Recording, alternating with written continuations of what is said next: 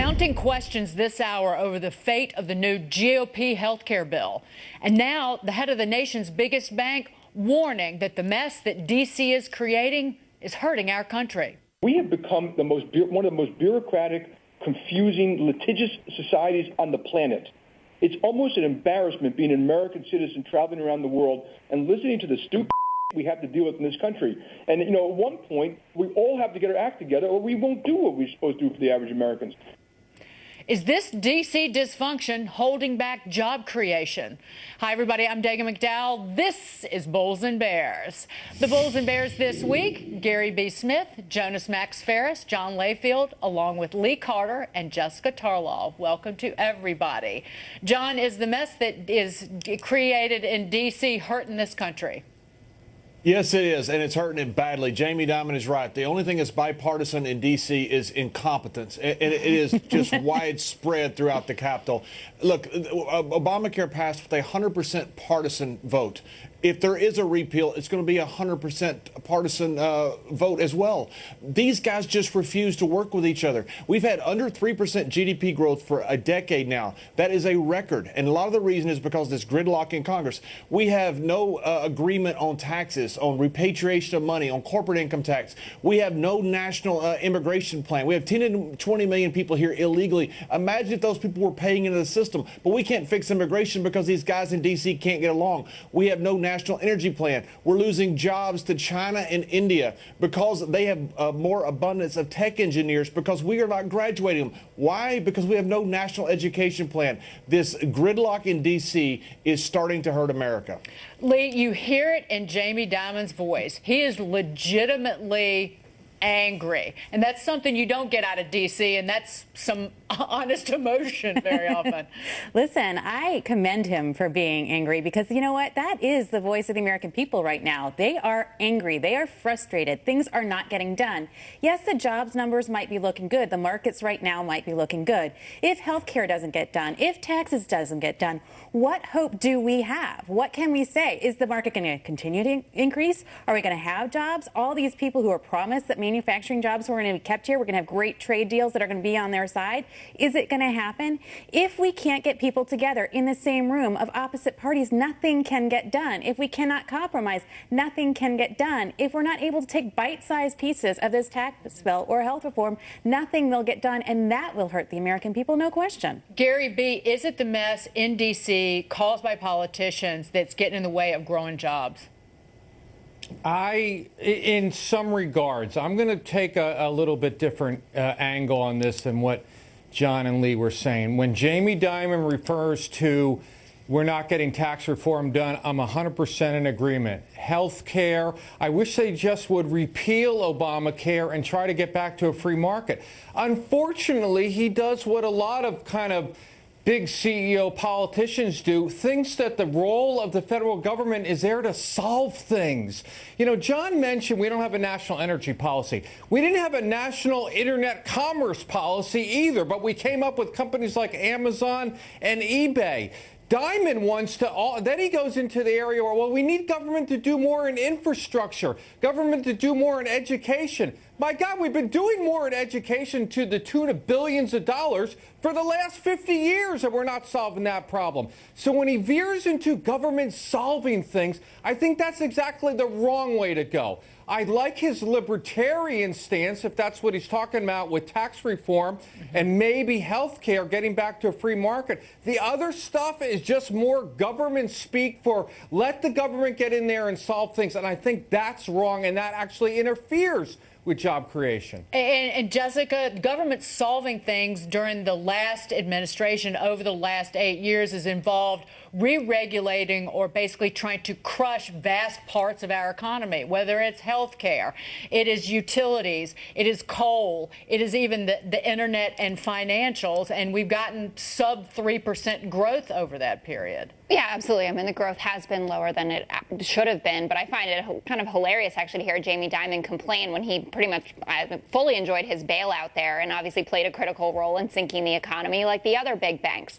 And we had to step in and help help them out there to Money make sure that's that paid back, by the way. Yeah, but it doesn't matter. I mean, Jamie Dimon has profited off of big government for sure. But I do agree with this. I love big government. So I do agree with the sentiment there. I think that D.C. dysfunction is hurting everybody at all levels of the economy, and that's from the richest to the poorest, quite frankly. And we do need to deregulate to some degree, not to the degree that Donald Trump is talking about.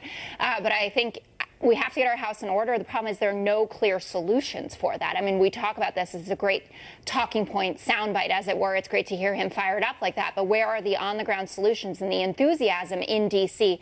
for actually correcting some of these problems, not just so you can win re-election in 2018, but so that you can make a real difference? But, Jonas, there are solutions at play down in D.C., whether it's vast tax reform where smaller businesses would pay the same rate as big businesses, and that seems to be going to Nowheresville at this point. I can almost see how they're going to go to Nowheresville with tax reform, but there's no explanation why deals can't be made in infrastructure spending. That is something that humors everybody, and we're not seeing any activity there. Look, this is the head of a big bank, and I think the health of American banks is important. So I know he's being self-serving, but the bottom line is, to Jessica's point, the current situation, if we had a real crisis right now, which we do not, there would be no deals like last time. There'd be no tax cuts to buy us out of it. We already have low rates, so the Fed can't do all the heavy lifting. These banks wouldn't be getting a pipeline of money. This is self-preservation because they need government to function. This is not Amazon and Google. They're going to need a handout again if there's a major crisis or a loan or whatever deal they're going to do to stimulate the economy, get our tax cut. That's not in place right now. They're flying without a autopilot setting, essentially, or a black box or whatever. John, the frustration that you hear in Jamie Dimon's voice goes to one thing. The more money that you hand over to politicians and put in the government's hands, the more power you give them, you're never going to get that back. And it is crushing innovation. It is crushing small businesses in this country. That's his frustration. Yeah, and I agree with Jamie Dimon. I'm not sure why we've turned this. We have some attacking Jamie Dimon. Look, he runs a great business, and he's correct in his assessment of Washington, D.C. I also agree with my friend Gary B., except for one thing. The Internet and the growth that companies came out of that is different from a national energy plan because you have something like the Keystone Pipeline. If you have a national energy plan, you know how that fits in or how it doesn't fit in, and you have to have that approved by the government. That's something that you don't have to have approved when you have an Amazon startup. So that is how the government is stifling innovation. And if you would actually get bipartisan agreement on a corporate tax, on a repatriation alone of foreign money, you would see growth in our economy. Well, that's possible also. I mean, I think that is the one glimmer of hope there. I think Democrats will deal on the corporate rate. It's the individual rates that I'm not sure we're going to be able to meet on. But Gary B., this gets back to something that you talk about all the time. It's that government thinks they know best, that they make better decisions with your money about your life, and it's just poppycock.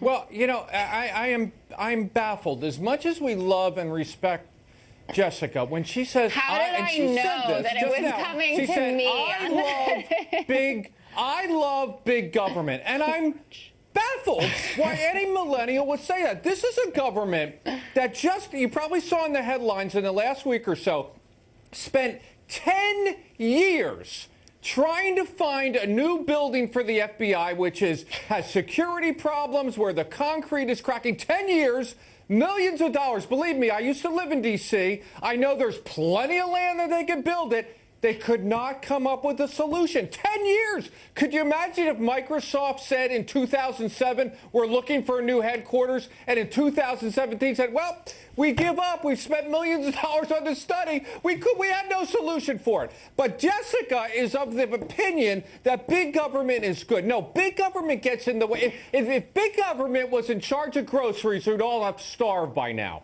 Well, I think big government is responsible for a lot of the roads, bridges, tunnels, things that we have all across this country. Oh, the ones that are falling apart? Because they can't figure out a way. Well, they can if the government would get an infrastructure Jessica, bill. the subway system started privately. I know. I actually got stuck in the subway the other day, and it was totally awful. I totally take your point, Gary.